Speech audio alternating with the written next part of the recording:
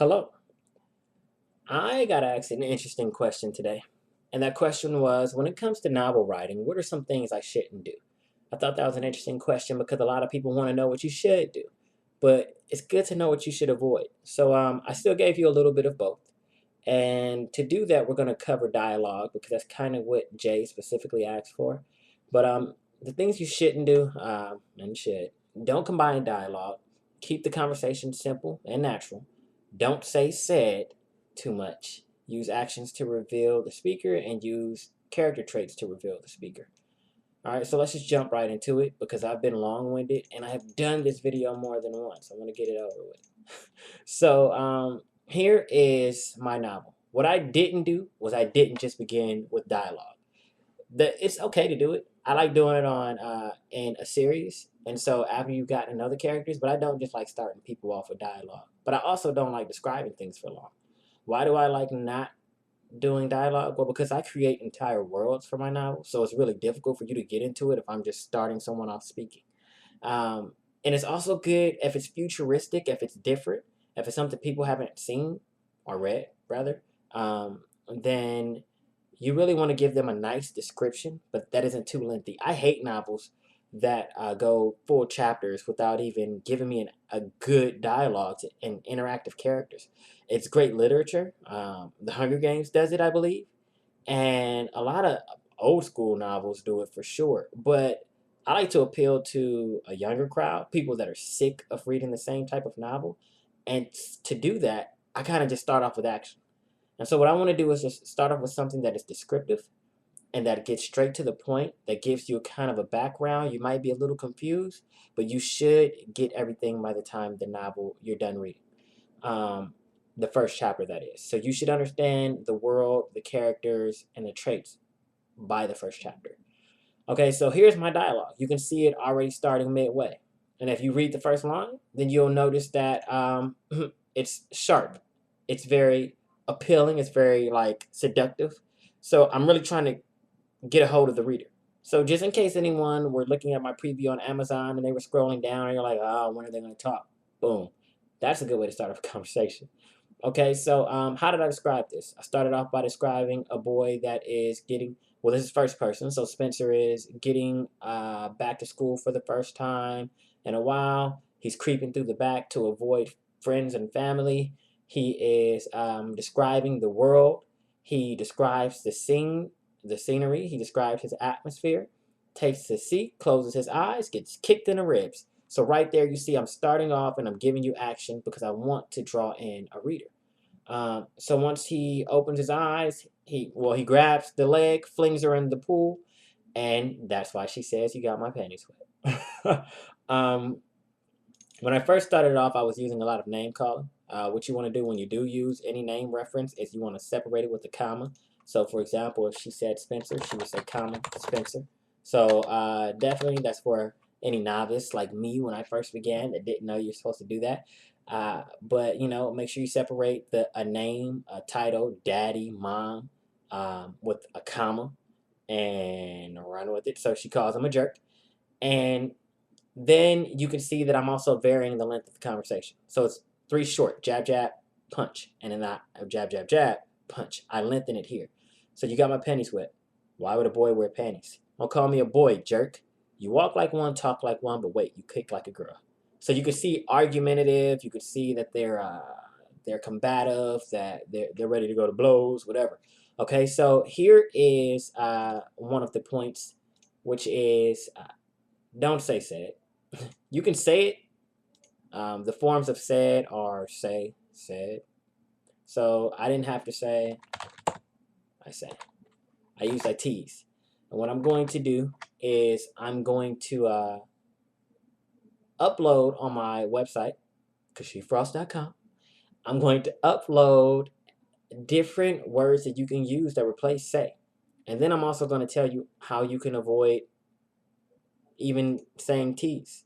Okay, so this is what you can do to bring in your reader automatically. They're not seeing something typical like say. Here's a description, but here's a mistake that I made. During this description, he's kind of describing her action. So I could have stopped it here, but my ribs scream in pain even more. defiantly conscious. I'm sorry. This actually isn't the area where I made a mistake. Here's where it is. What does Hannah see in you? What do you mean? She said in our first year, you always gushed over my blue eyes and wouldn't stop raving about my face. So here he starts describing what he sees her do. I watched the wicked witch's eyes nearly leap out of their sockets, and her face turns pale. If the identical lions tattooed on each of her legs shine, I'll need to flee for my own safety. So here he starts talking again. Geez, you look so upset. I almost think it's true. But what I could have done was separated this. And instead of saying I watched, I could have just described her, the wicked witch's eyes. Okay, so here's what he does, and you always separate what the next person does. Now, if I said I watch her intensively, then you can keep that on the same line because it's what he's doing. Okay, so he spoke, so he's going to do something, and he keeps that on the same line. But every time you add a new party member in, every time someone else does something different, start a new line. Now, the issue is you're not familiar with the characters yet. So for here, when he starts talking again, I need to describe something.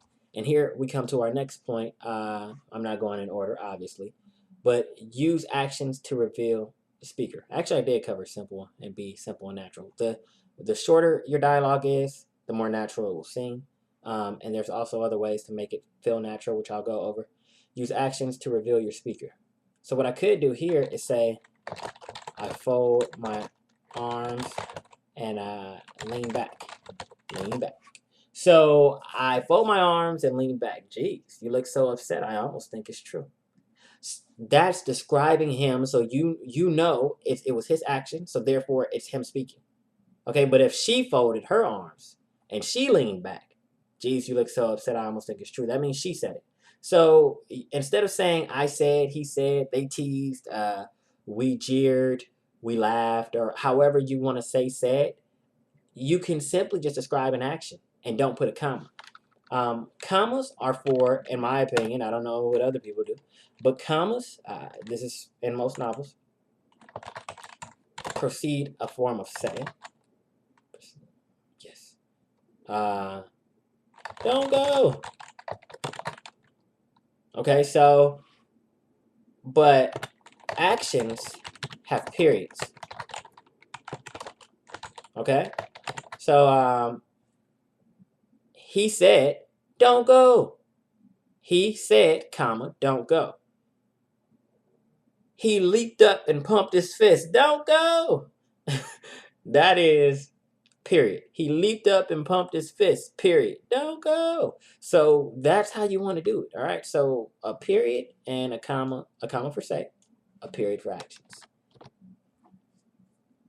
Our next point is use character traits to reveal a speaker. So in my second novel, I kind of caught on to that a bit more. And what you have is whole words. Okay, so you have Richard. Richard is a blonde-haired, blue-eyed, big guy. And he talks real smooth, real laid back. Hey, where'd you get that hood? I've heard about the tech, but never actually seen it myself. One of my reviewers described Richard as very calm and smooth and what was the word? I think that was the word. Cool. They described him as cool, and that's a good thing because that's what I was going for. I wanted him to come off as cool. So that's how he talks. Every time you see something that's laid back or a type of slang, that's Richard talking. I don't need to say it's Richard. I can just use his terminology. Hey, Poppy, you could at least say excuse me. That's Carmen. That's the first thing she says. Hey, Poppy. And every time she talks to Kay, in this book his name is Kay, in the other book he is Cody, every time she says Poppy. And so then you know it's Carmen talking to Kay. I don't even have it here. I don't even put Carmen said. I don't have her folding her arms. She didn't say anything before. Gardezi spoke here. Kay is talking here. And now we have Carmen saying, sorry, Poppy. Well, we know it ain't Gardezi suddenly saying Poppy. And that's how you can figure that. That's how you can work that out. You can give them certain traits. You could give them certain sayings. You do that for your characters. And that will basically allow you to avoid having to describe everything. Who said this? Who said that? Now, you don't want to do it frequently. If you are having three characters talk, add a lot of actions in. Have one running, have one sitting, have one, leaning back and huffing, like, ah. Okay, so always try to avoid too many characters talking at once, and really give good descriptions. That's what a lot of people don't do in their novels. A lot of self-published authors don't do. They do not give good descriptions. And my editor had, like, she freaking pounded it in. I started off with, I want to say 80,000 words, 95,000 words, and I ended up with 115. I added in, can I do math right now? 20,000 words. 20,000 words of description. And that's what you should really think about. Like, when you do your first draft, don't worry about describing the world. But after that, you really should go back and revise. And peering down the barrel of a gun can make even the toughest man tender. Okay, so that's somewhat descriptive. That lets you know an emotion that he might have. The sweat falling from his eyebrow and the white knuckles around the grip say he's never been this close to killing a man. I could have simply said he's holding a gun in my head. But I'm letting you know his knuckles are white. That's how tight he's holding that gun. I could have said he's holding the gun tight. There should be some really good description of the actual scenery here, but I'm not gonna go through it. But just describe your scenery. Describe what's happening in the world. Actually, the good description is on this one. And the garden is enormous, but doesn't seem as appeasing anymore. Dubai made me lose all interest in unnatural life. Everything in Southern California is centered around technology. So what I'm doing is not just building the room that he's in, but I'm actually building the entire state. Okay, maybe even the country. I'm actually letting you know that this guy is looking, he has everything around him is technologically advanced.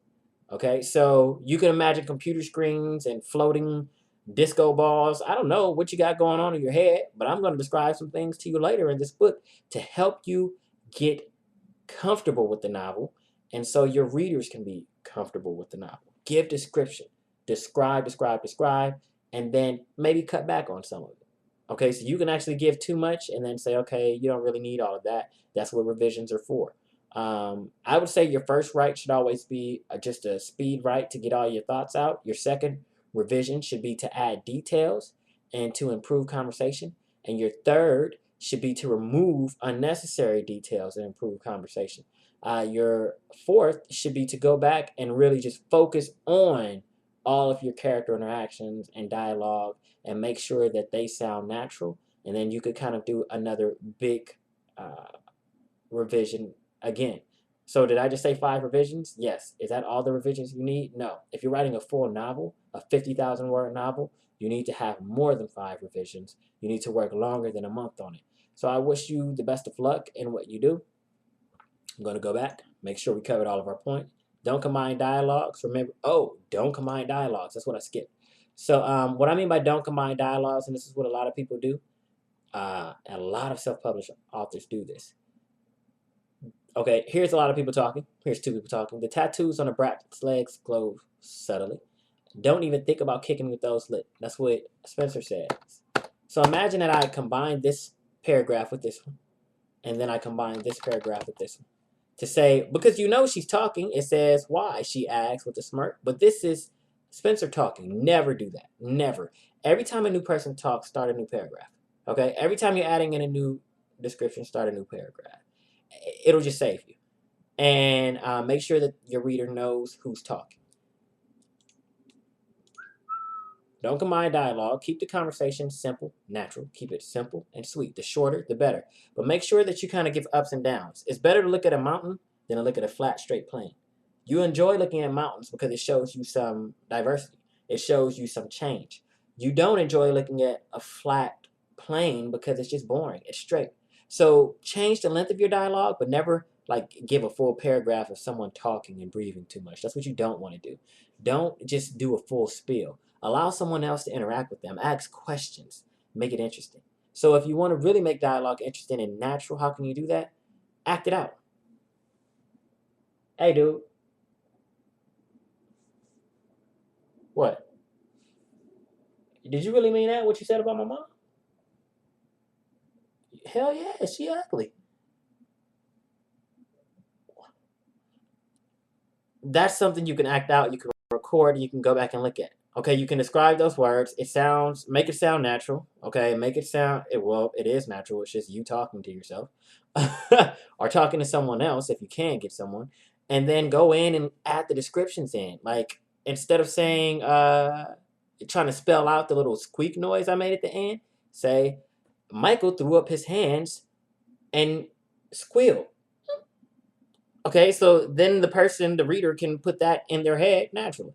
Okay, so have fun with it.